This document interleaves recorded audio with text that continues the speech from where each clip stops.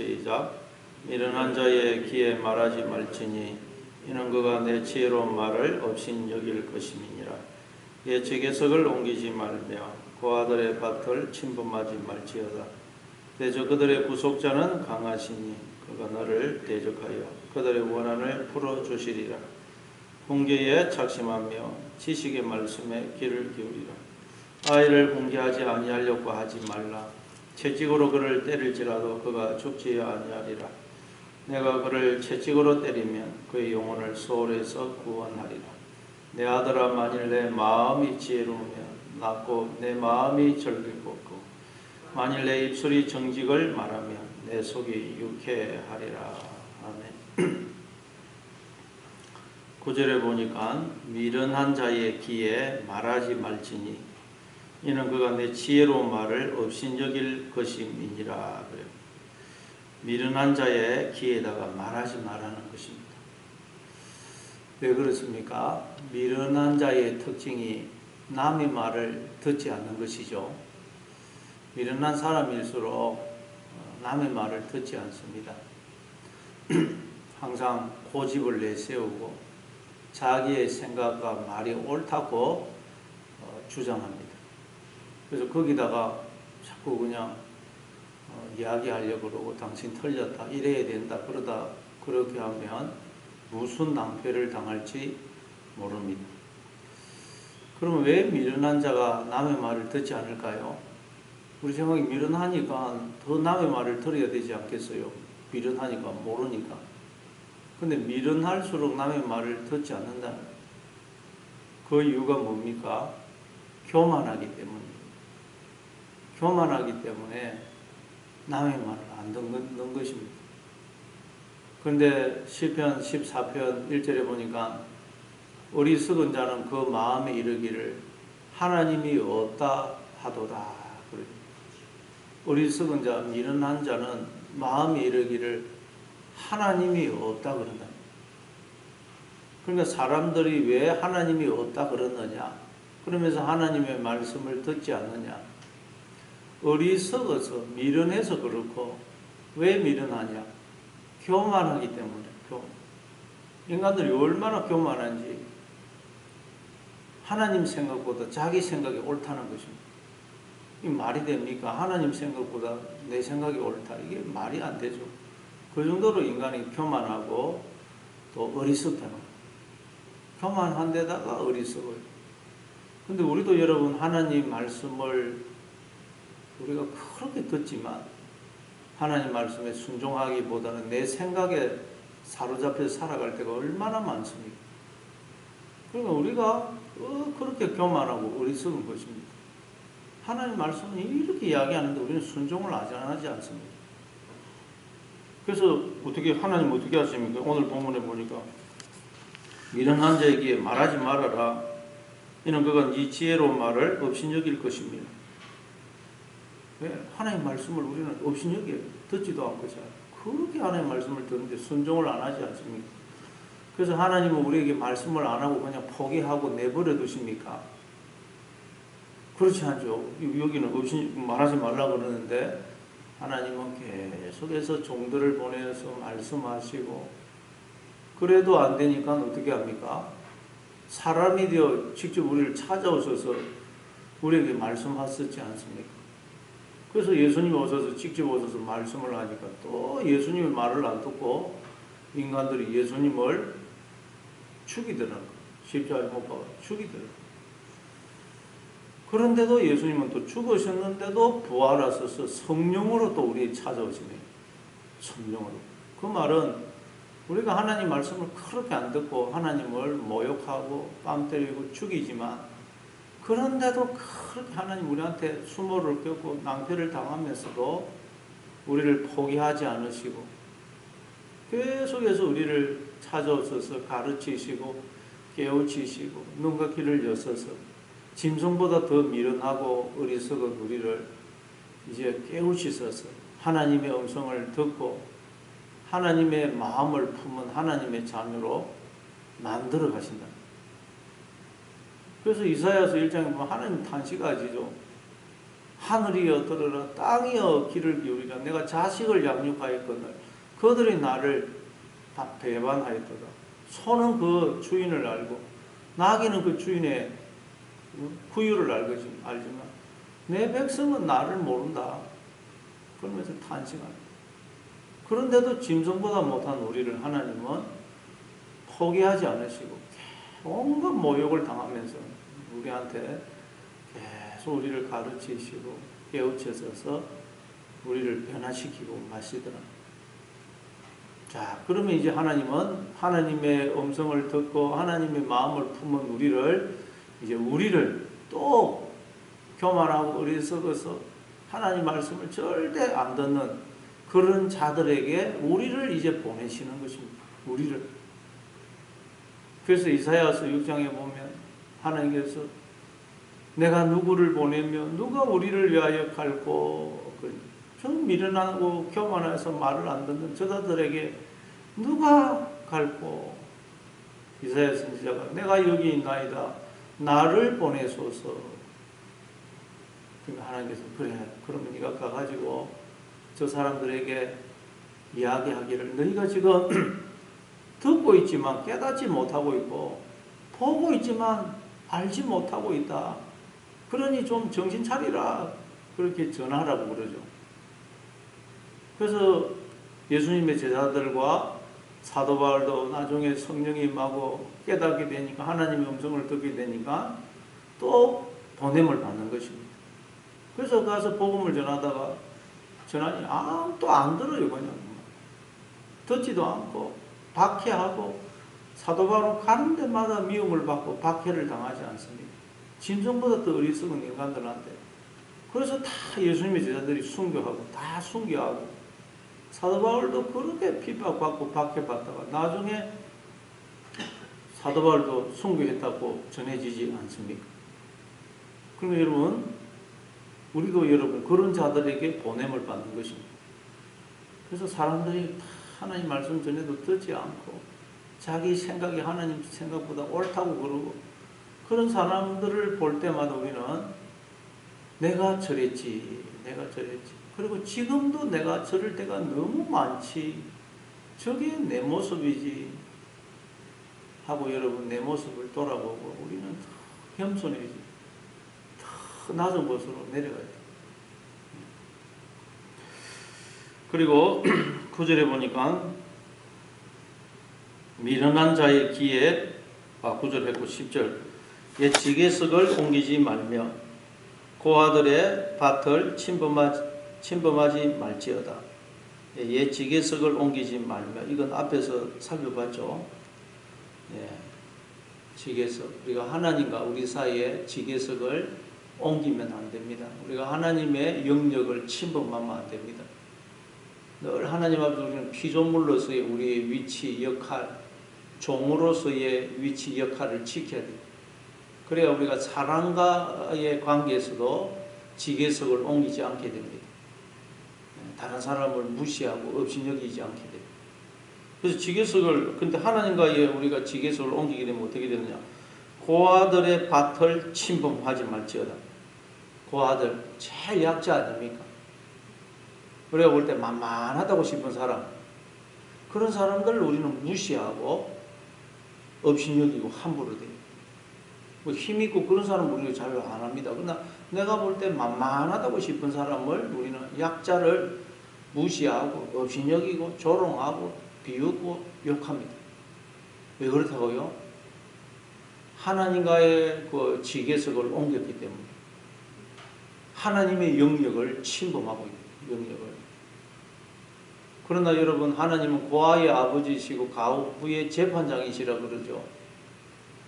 마태복음 25장에서 예수님이 지극히 작은 자 하나에게 한 것이 곧 내게 한 것이고 지극히 작은 자 하나에게 하지 아니한 것이 내게 하지 아니한 것이라고 말씀을 하셨어요.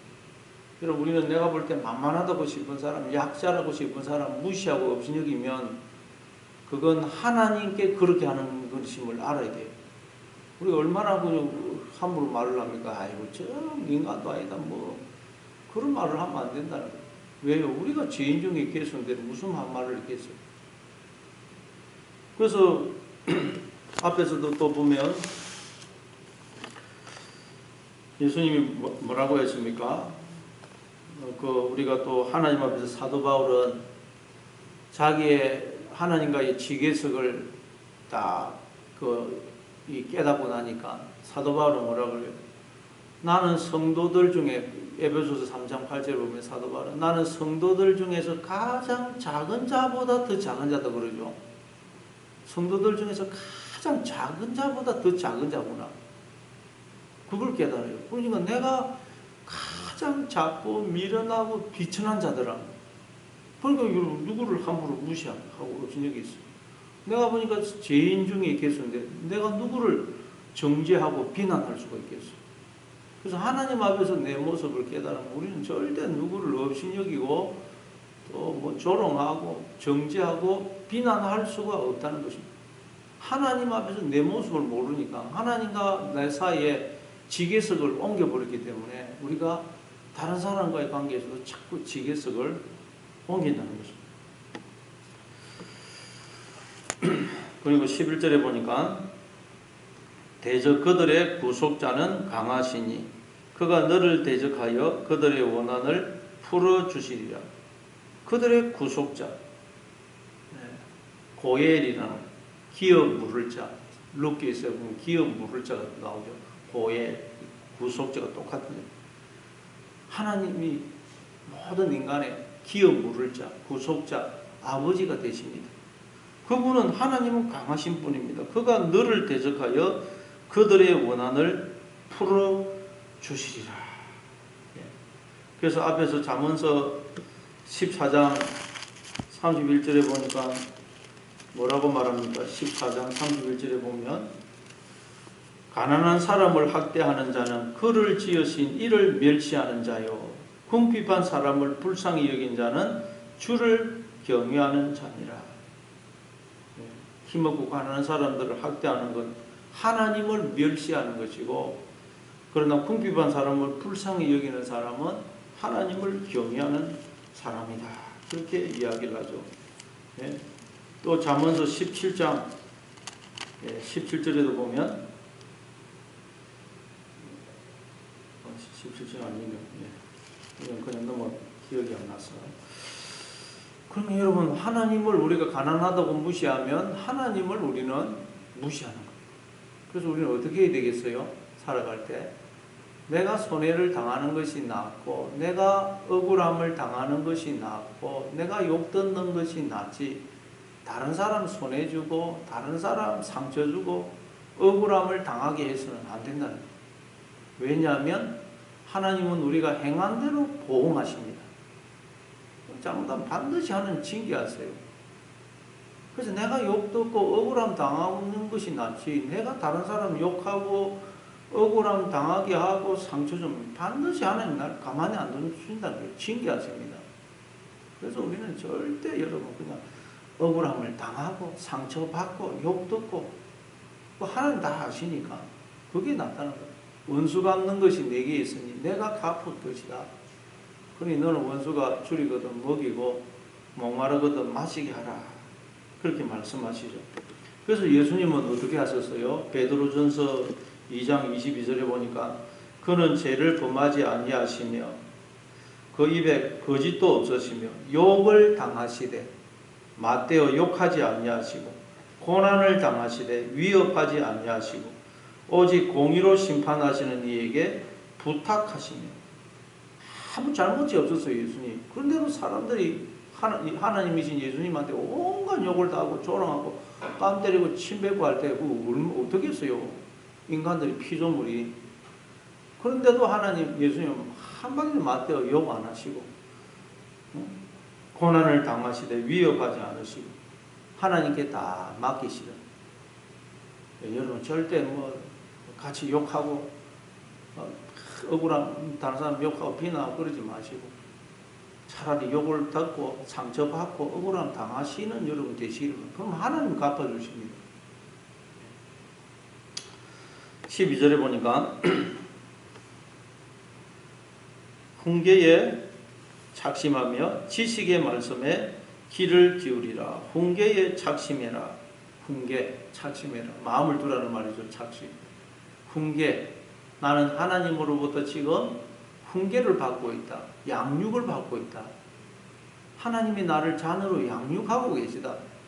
그걸 늘 기억을 해라는 거예요. 우리가 지금 이 땅에 보냄을 받아 양육을 받고 있습니다. 하나님이 어떤 분이신지를 알아서 하나님을 닮아가는, 하나님을 그대로 본받는 자녀가 되는 것. 그리스도의 장성한 분량이 충만한 데까지 이르기로 자라도록 우리가 양육받고 있어요.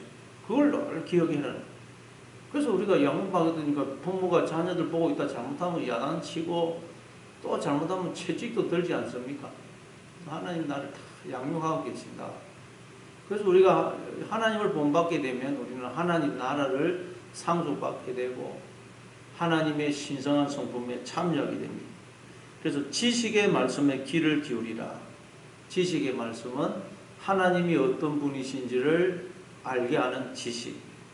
우리는 하나님이 어떤 분이신지를 자꾸 기억해야 됩니다. 하나님은 어떤 분이십니까? 우리가 짐승보다도 더 어리석어가지고 하나님을 뺨 때리고 치뱉고 욕하고 죽이는데도, 그런데도 하나님 우리를 포기하지 않으시고 계속해서 우리를 말씀하시고 사람이 되어 우리를 찾아오셔서 우리한테 죽으시면서도 또 우리를 깨우쳐서서 결국 우리를 자녀로 만드시는 분 아닙니까? 이 하나님을 늘 기억해요. 그리고 하나님은 반드시 행한 대로 보응하십니다. 그래서 우리가 기억해요. 13절에 보니까 아이를 훈계하지 아니하려고 하지 말라. 채찍으로 그를 때릴지라도 그가 죽지 아니하리라. 아이를 훈계하지 아니하려고 하지 말아라. 채찍으로 그를 때릴지라도 그가 죽지 아니하리라. 어떻게 보면 이건 좀 문자적으로만 보면 오늘 현대 그 교육학하고는 좀 안 맞는 것 같아요. 요즘 교육학에서는 애를 때리지 말라 그럽니다. 때리지 말고 말로 하고. 그래서 야, 요즘 현대 교육학에서 보면 이게 지금 뭔가 안 맞다. 그리고 사실 우리가 애를 되도록이면 안 때리는 게 낫죠. 안 때려야 돼. 되도록이면 안 때리는 게 낫습니다. 그러나 애가 예를 들어서 거짓말을 하고 뭐 도둑질을 한다. 그래서 말로 타이르는데도 계속 고치지를 않는다. 그럴 때는 매를 들어야 됩니다. 왜냐하면 내버려 두면 큰일 나거든요. 애 망칩니다. 3살 버릇이 8가지 간다고 하지 않습니까? 그럴 때는 회초리를 들어야 됩니다. 근데 여기서 채찍이 세베트인데, 채찍이 세베트인데, 나무 가지, 또 지파, 성경은 지파가 나오죠. 지파, 또 규 할 때 세베트입니다. 이 채찍이 가지, 나무 조그마한 가지, 그걸 말해요. 나무 가지를 가지고 때릴지라도 죽지 않아요. 채찍으로 때리면 죽지요, 얘가. 나무 가지 조그마한 거, 그걸 말해요. 그걸로 때릴지라도 안 죽는다.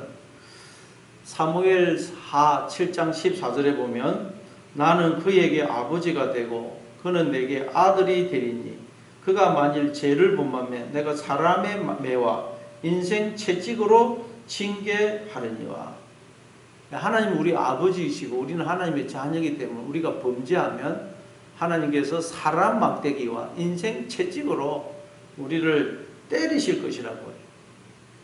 우리가 죄를 지었는데도 절대 하나님은 내버려 두지 않는다. 왜? 죄를 지은 거 내버리면 우리 죽습니다. 하나님과의 관계가 단절되어 죽기 때문에 반드시 하나님은 사람 막대기와 인생 채찍으로 우리를 때리신다는 거예요. 그래서 14절에 보니까 네가 그를 채찍으로 때리면 그의 영혼을 서울에서 구원하리라. 하나님께서 우리를 때리시는 이유가 뭐냐? 채찍질 하시는 이유가 뭐냐? 다른 게 아닙니다. 뭐 감정이 상해가지고 막 기분이 나빠서 하는 게 아니고, 하나님은 너무 마음이 아프시지만 우리의 영혼을 서울에서 구원하기 위해서, 우리를 하나님을 닮은 자녀가 되도록 하기 위해서, 하나님 나라를 우리에게 상속시켜 주기 위해서 너무 마음이 아프시지만 반드시 우리를 채찍질 하십니다. 그래서 여러분, 하나님은 그 말씀할 때 은혜로우시고 노하기를 더디하시고 할 때, 노하기를 더디하신다 할 때 하나님은 천천히 노하신다는 말이 아니라 그랬죠. 하나님이 끝까지 노하신다는 뜻이에요. 끝까지. 우리를 반드시 죄에서 돌이킬 때까지, 우리에게서 죄를 완전히 제거하실 때까지 끝까지 노하십니다. 그냥 내버려 두지 않는다는 거예요. 대충 하고 내버려 두지 않습니다. 그래서 구약 성경을 읽어보니까 이스라엘 백성들이 계속 범죄하니까 하나님께서 나중에는 어떻게 합니까? 바벨론 나라를 매로, 채찍으로, 막대기로 삼아서 이스라엘 백성들을 완전히 징계하시죠. 예레미야 선지자를 보내가지고 이스라엘 백성들에게 하나님이 이제 말씀합니다. 너희들이 아무리 해도 안 되기 때문에 내가 바벨론 나라를 매로, 채찍으로 삼아서 너희들을 징계할 것이다.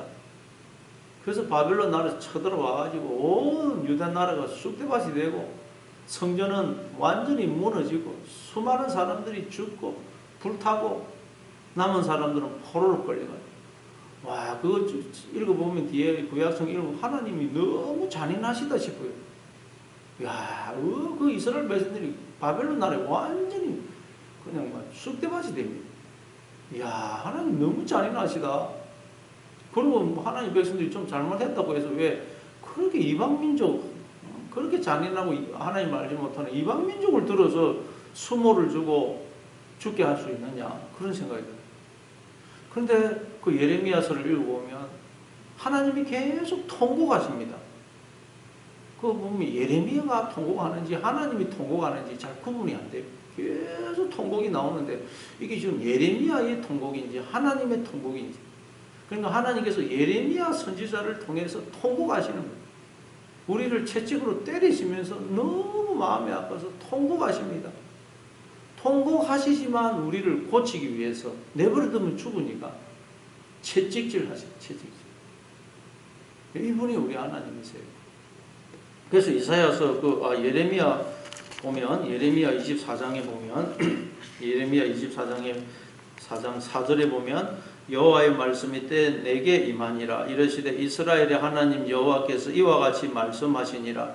내가 이곳에서 옮겨 갈대아인의 땅에 이르게 한 유다 포로를 이 좋은 무화과 같이 잘 돌볼 것이라. 내가 그들을 돌아보아 좋게 하여 다시 이 땅으로 인도하여 세우고 헐지 아니하며 심고 뽑지 아니하겠고, 내가 여호와인 줄 아는 마음을 그들에게 주어서 그들이 전심으로 내게 돌아오게 하리니 그들은 내 백성이 되겠고 나는 그들의 하나님이 되리니라. 하나님 바벨론 나라로 포로로 끌려가게 하는데 거기서 무화과 나무처럼 잘 돌볼 것이라. 그래서 그들을 돌봐서 다시 이곳으로 돌아오게 하겠고, 내가 여호와인 줄 아는 마음을 그들에게 주어서 그들이 전심으로 내게 돌아오게 할 것이다. 하나님께서 너무 마음이 아파서 통곡하시면서도 우시면서도 할 수 없이 자식을 때리는 거예요. 때려서 고치겠다는 거예요. 그럼 여러분, 우리에게 아픔이 있고 고난이 있고 있습니까? 하나님 울고 계시면 너무 마음이 아파서 하나님도 통곡하고 계세요. 통곡. 그렇지만 우리를 고쳐서 우리에게 복을 주시려고, 하나님 나라를 상속시키시려고 우리를 징계하고 계신다. 하나님 통곡하고 계신다. 여러분 기억하시기 바랍니다. 그리고 15절에 내 아들아 만일 내 마음이 지혜로우면 낫고 내 마음이 즐겁겠고. 그래서 우리가 징계를 받아서 우리의 마음이 지혜로워지면, 하나님의 음성을 알아듣는 하나님의 마음을 품게 되면 그제서야 하나님은 기뻐하신다. 우리가 여러분 참 하나님은 우리가 하나님의 기쁨이고 즐거움이라는 것입니다. 그리고 16절에 만일 네 입술이 정직을 말하면 내 속이 유쾌하리라. 정직을 말하면 이제 우리가 하나님의 마음을 품은 자가 되면 하나님은 너무너무 기뻐하신다. 안 그러면 하나님은 기쁨이 없어요. 자녀가 잘못되면 무슨 기쁨이 있고 행복이 있습니까? 마찬가지입니다. 하나님, 우리가 잘못되면 하나님은 기쁨이 없고, 우리가 잘되면 하나님께로 돌아오고 하나님을 본받으면 하나님은 너무 좋아서 어쩔 줄을 모르신다는 거예요. 그래서 하나님께서 오늘도 이런 마음으로 우리를 양육하고 계신다. 그래서 우리는 자꾸 낮은 곳으로 내려가서 여러분 겸손해야 하나님의 음성을 듣습니다. 교만하면 하나님의 음성이 안 들려요. 자꾸 낮아져서 하나님의 음성을 듣고 오늘도 하나님을 주목하고, 그래서 그 하나님을 본받아 사시는 그런 하루가 되시기를 바랍니다.